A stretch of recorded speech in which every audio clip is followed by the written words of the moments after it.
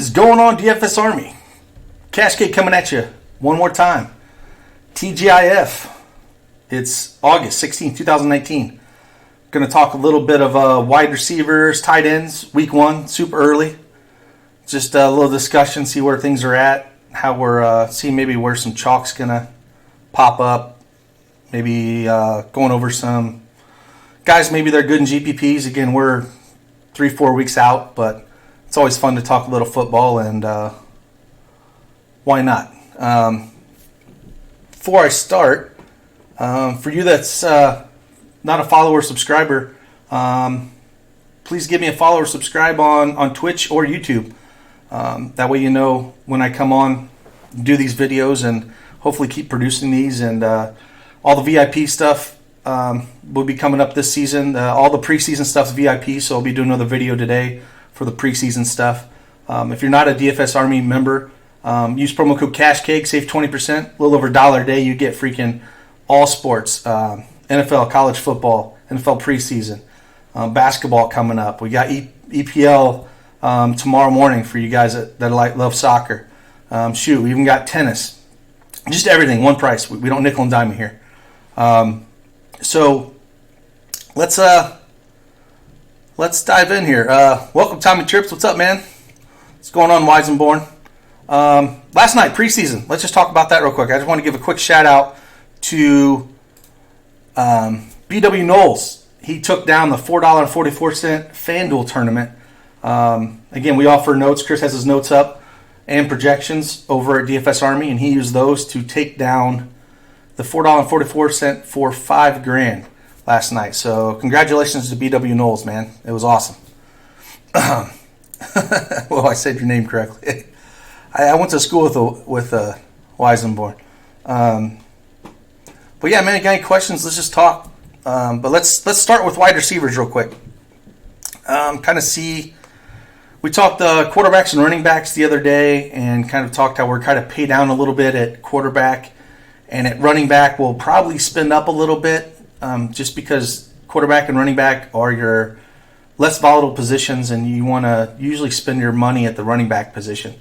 Again, we have some question marks with Zeke, if he's going to hold out or not. Like I said, that opened up Pollard and whatnot. But I thinking we're going to spend up at the running back a little bit. We're probably going to have some value here at wide receiver. We're going to look at is going to be a little bit more the way to go in cash games. But there's some definitely ways to pivot off that in GPPs. But let's first start at the top here. We got Beckham, Julio Jones, Mike Evans, and Tyreek Hill. If I just bunch all those three together, I wouldn't go anywhere in cash with those guys because you're just not going to be able to afford them. I think with the running backs that you're going to want to play.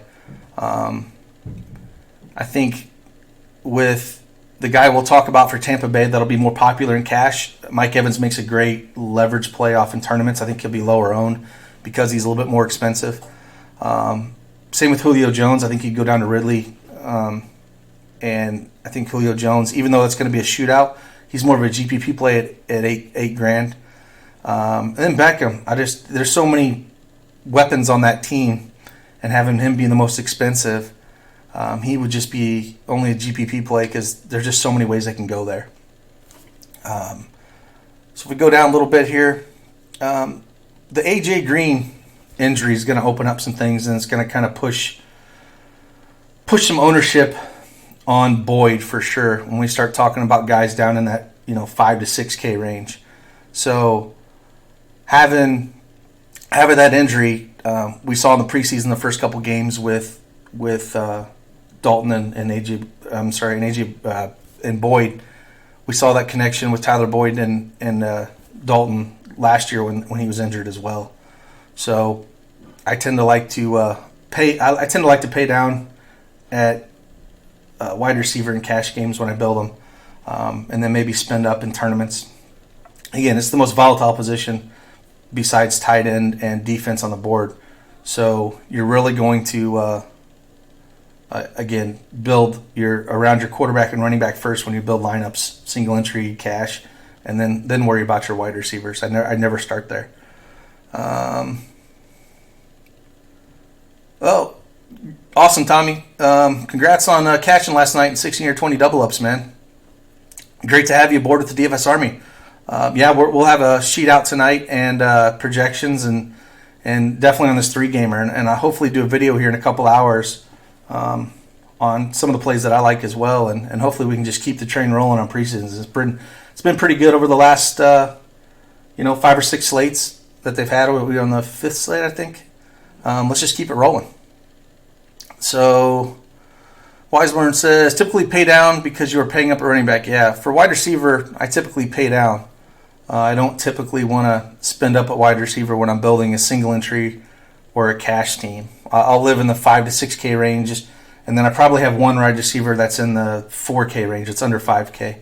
Is typical builds. Again, every week's different. Depending on the Zeke situation as well, if we get Zeke's going to hold out and not play, and talk about Pollard as running back, well, that also could open up Amari Cooper getting some more work here as well.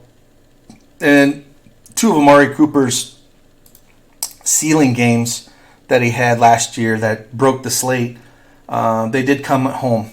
So being at home against the Giants, we know the Giants are going to be really bad this year. And if Zeke holds out, then maybe we see a big Cooper game here. Again, there's the contract issues that they have right now. I think they kind of get some of this ironed out, and we'll know before week 1. But I do like Cooper at this price a little bit more than the other guys that are priced up. If you're going to look for guys maybe in cash games, but I still think there's 2 clear-cut cash games here when we get a little bit further down the list. This game here with Thielen and Diggs having $100 apart. That game's going to be, it's projected to be a shootout. It's one of the higher over-under games. You can, stack him with a cheap Cousins for sure. You can play either one of them. I think at their prices, you don't want to play both of them. You probably want to pick one of them.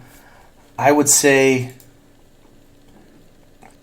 Thielen will probably be more popular. It's hard to say. Even the 100 apart, they might be split down the line. I think what you do is if you build a lineup and you have Diggs in one, just build another one and have Thielen in the other one. So I don't think you have to go.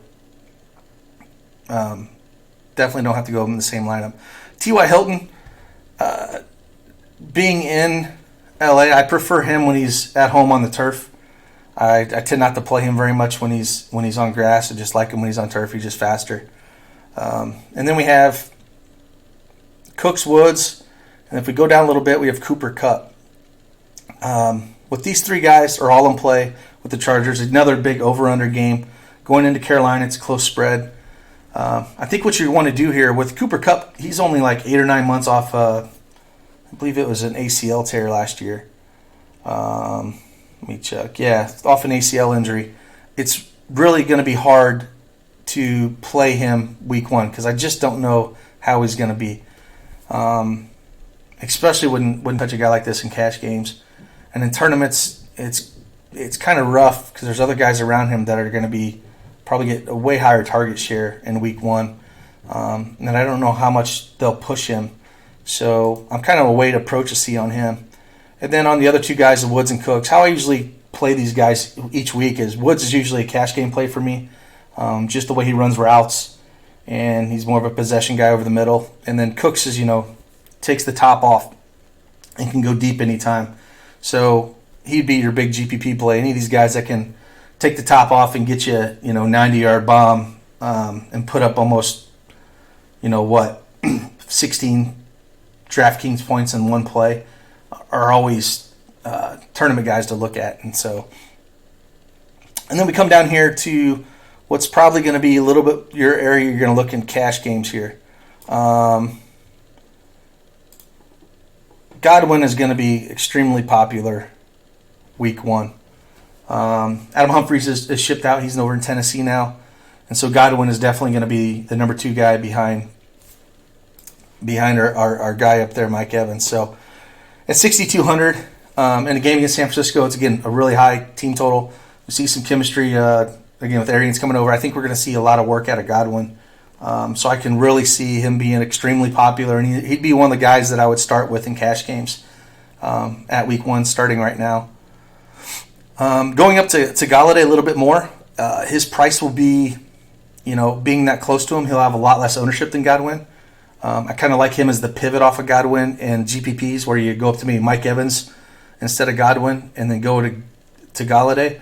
Usually we'd be worried about Arizona, but Patrick Peterson's going to be suspended for, I don't know if it's 4 games. I can't remember how. I think it's 4 games. But anyways, we don't have to worry about that coverage anymore for him. So I think we can fire him up in tournaments as a leverage play off of Godwin. Take a quick question here by Weisenborn. He says, for cash games, what are you typically looking for in wide receiver? Targets, target share. Obviously, touchdowns are fluky and hard to predict. Yeah, touchdowns are definitely hard to predict.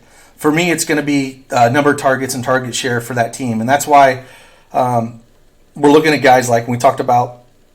We'll lead right into Tyler Boyd here. So that target share for A.J. Green is all going to float to Boyd. He's going to be the number 1 now. If you get a number 1 wide receiver against, again, it's a Seattle defense. It's in Seattle. But the number of targets he's going to get, you can almost predict close to double-digit targets for a guy that's 5,800. You just kind of lock those in. I'm not predicting touchdowns. You're just predicting as many targets or target share that they're going to get. If it's going to be a high, look at the offenses. If it's going to be an up-tempo offense, are they going to get a lot of snaps in? Is it going to be a back-and-forth game? Just not a grind-out game. Like I said, with T.Y. Hilton, I prefer him when he's in the dome and when he's on the racetrack than I do when he's out on grass. But I think your 2 cash game guys in this range right now are probably going to be Godwin and Boyd. They're just going to eat up a lot of that ownership for the games that they're playing in and the roles that they're going to have in that on those respective teams. Again, Lockett and Jeffrey are more GPP plays. You wouldn't play those guys in cash at all. Lockett can take the top off at any moment. Talked about Kupp and coming off the ACL. Again, with Landry, he's a great receiver. He could eat up some of those Odell Beckham target share. So I don't really want to target him. At 5,600 is great GPP play. I'd probably have more of him than Beckham at his price. But there's so many weapons on that team that it's really hard to play these guys when I know there's guys up here in cash that are going to get more of that target share. DJ Moore, again, in that game's priced a little bit more. I prefer playing Samuel. We come down here at 4,200. I prefer him, especially at that price, 4,200. I think that's a cash play in an environment that it's going to have some points been put up. So I do like that price on him as a cash or GPP play. Come up the board a little bit here. Again, we'll talk a little bit about the tight end here with the Giants situation with Shepard and Tate. I think that we're going to get a tight end that could get a double-digit targets himself. So we'll talk about him when we get to tight end a little bit here. Not sure in the Arizona situation with Fitzgerald, but at 4,900, he's always in play.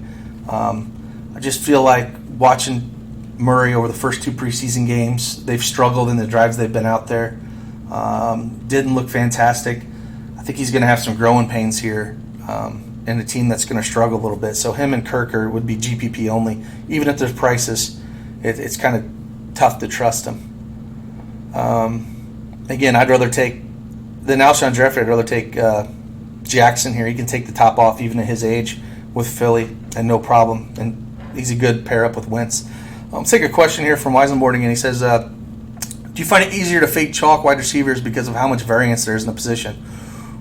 Or do you want to eat the chalk guys like Boyd and Godwin? So, great question, Weisenborn. I think for cash games, I'll eat that chalk. I think they're going to get the target share and whatnot. And then when I look between, say, Boyd and Godwin, I would rather get off the Godwin chalk and then eat the Boyd chalk. And the only reason I say that is I think they're going to have to go to Boyd if they're going to stay competitive in that game. They don't have a whole lot of other options that I think are fantastic there. I know we'll look down at some of the guys that they do have on that team for Cincy, and they're all cheap guys that are GPPs, but like they got a they got a John Ross. Let's see here. Let's just look at Cincinnati here. We'll bring them up. And what I mean by looking at the wide receiver core. So they got John Ross here. He's 3,900. Erickson or core. They just don't have a lot here.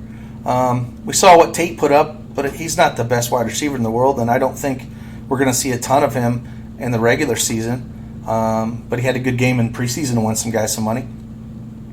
But I would just rather eat that Boyd chalk and then in GPPs play these three guys. But if we go back and look at the Tampa Bay situation, and if Godwin's is going to be twice as much ownership, say, as a Mike Evans, then on GPPs, I would just rather spend my money up on Mike Evans and hope that he has the big game and Godwin doesn't, and then kind of hedge that in some of the big field GPPs because there is another receiver that can easily go off there. So that's how I kind of approach chalk. I think when you're going to eat chalk, it's best to eat the running back chalk and not the wide receiver chalk. The wide receivers are going, like you stated, with the variance and how volatile that position is. It's just much easier to get off, the chalk and wide receiver and win that way, and make your lineups different and differentiate yourself than to eat that. One more question by Tommy Trips. He says, do you ride or die with one cash lineup? I would think that would be best so you don't worry about the what ifs. So I do. I only make one cash lineup per site.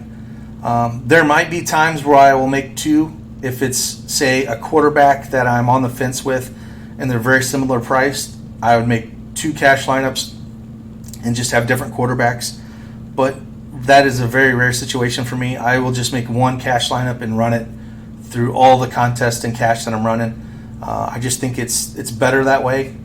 I know some people make two or three different ones, but I'd rather focus my energy in making just one cash lineup and riding it on all sites. I'll make a different one, of course, for every site because there are prices and whatnot. But yeah, I just like to run one cash lineup there. Tommy Trips, good question. Where did I left off? Let's go back down here to the bottom range so we can find something. Like I talked about Samuel. Again, I think he's cash viable here a little bit in that game, and he's cheaper. I prefer him over his running partner there.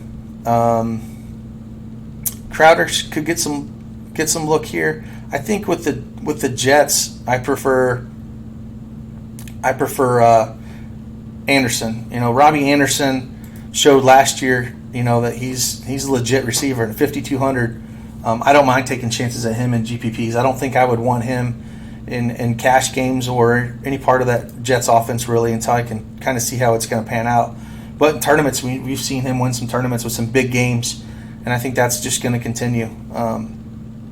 So again, let's come down here to in the 4K range. Like I said, it's pretty ugly around here. I don't think, depending on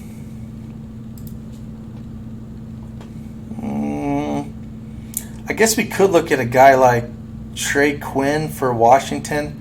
He's been injured this preseason, and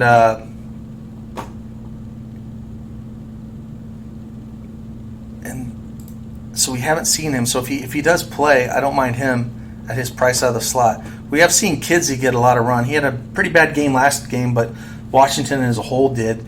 But he did have a good first preseason game, and it looked like both quarterbacks really were targeting him. So if Quinn was going to be out, I don't mind if we think Kidsey's going to be there. I think your wide receiver it's a good GPP play that you don't really see in the preseason because I think they know what they have in him, and he's a great wide receiver as McLaurin.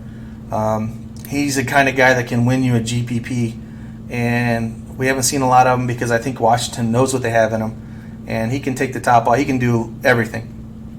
So he's the kind of guy that I like to look at down in this low range where you're just kind of finding a guy that can win you a GPP when you come down in this 3K range. So really after that, there's only one other guy that was on my list here besides McLaurin that was down here. Oh yeah, it's right, Rashad Higgins. So Callaway suspended. And again, this is just a GPP play, but they have just abundance of riches in Cleveland, and it's crazy to say that. But with Beckham at the top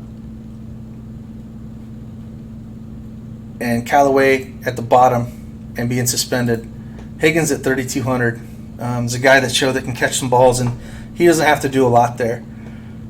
If you were going to come down, and you really needed a cheap guy to take, he would probably be more safe.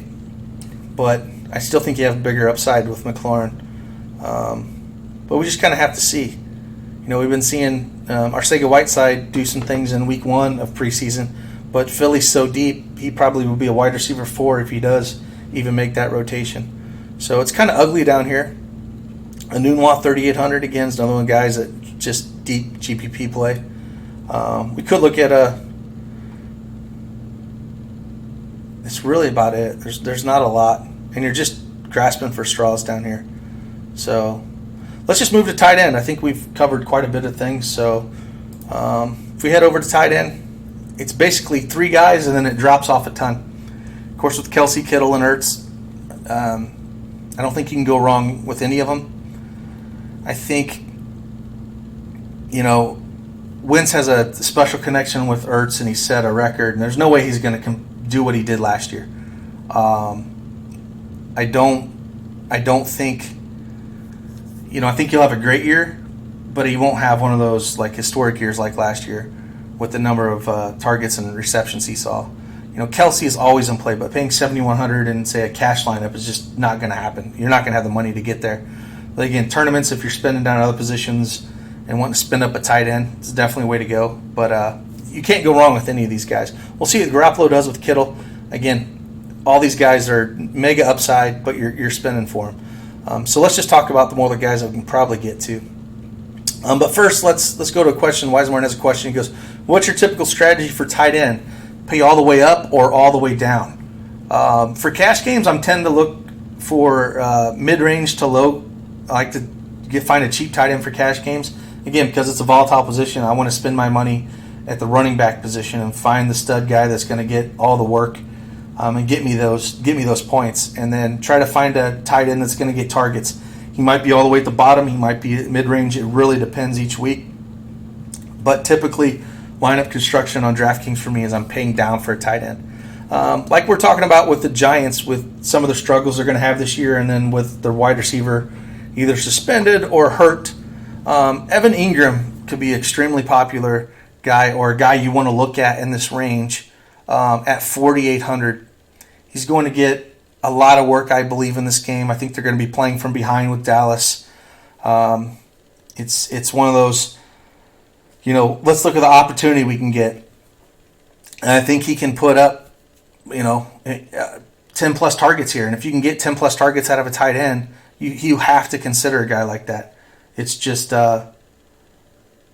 it's rare that you can say outside of the top 3 guys that we named that you'll find a guy that can get 10 plus targets. And I think in this situation early in the year, you're going to look at an Ingram, and he'll be, I don't know if he'll be extremely popular, but he'll be a guy that I'm looking at maybe for cash games. When you look at Eric Ebron, it's really tough with Indy. I do like to look at their tight ends more on the road because, again, like I said, I prefer Hilton at home on the track and then the tight ends on the road. But you're guessing between Jack Doyle and Ebron. They just have a rich as a tight end, and you don't know which one's going to go off. Doyle seems to be a little safer with the catches. Ebron caught about every touchdown last year. I think we're going to see a big uptick in Henry this year.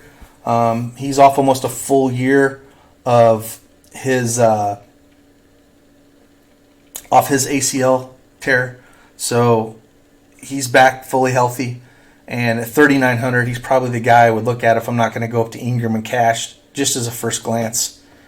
And then it's basically you're just guessing now at this point. I would like to stick around the Ingram or Henry at first glance here for week 1. But for tournaments, again, all these guys are in play. Not really a big Rudolph guy, even though that's a good game. I think I've lost more money playing him than won money. Greg Olson's always a play if he can stay healthy. Again, it's week 1. Maybe he can stay healthy at 3,200. He's got big upside. We've seen it year after year. Eifert, he'll be healthy week 1. With AJ Green gone, maybe we'll see a little bit more work out of Eifert if they do start shifting some coverage over to Boyd. And then we get down to here, It's like, oh, look, Jason Witten's back. That broadcasting job didn't pan out too well for him, so he thought he'd come play some football for the Cowboys again. So it really is not a ton to love down here, I think I'm basically staying in that 3K range or up. I think we'll have the money to do it. And I don't think I would go under...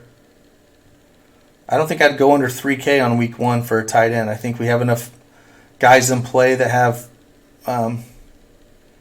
double-digit fantasy points that we don't really need to look there. So, again, that's kind of a quick rundown of wide receiver and tight end for week 1.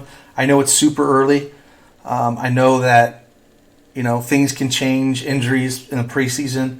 The lineups that we think we're going to make now might be so different than we'll make 3 to 4 weeks from now when we make those initial lineups. But it's always good to kind of make a lineup now to see where you're at, and then trying to do all this a couple days out. And when we have the salaries that are out this early, start building some lineups and see where things are at. It'll make it much easier to make those pivots if we do see some injuries. And one great thing about playing NFL preseason football is you can kind of see how these other guys are doing.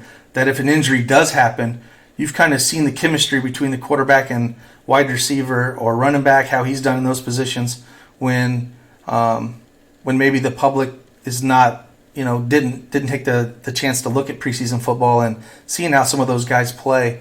So playing preseason football definitely helps that if we do see some injuries here creeping up to week 1.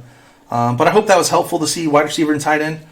And keep doing some different videos, maybe, do a deep GPP video or some single entry, some game theory stuff.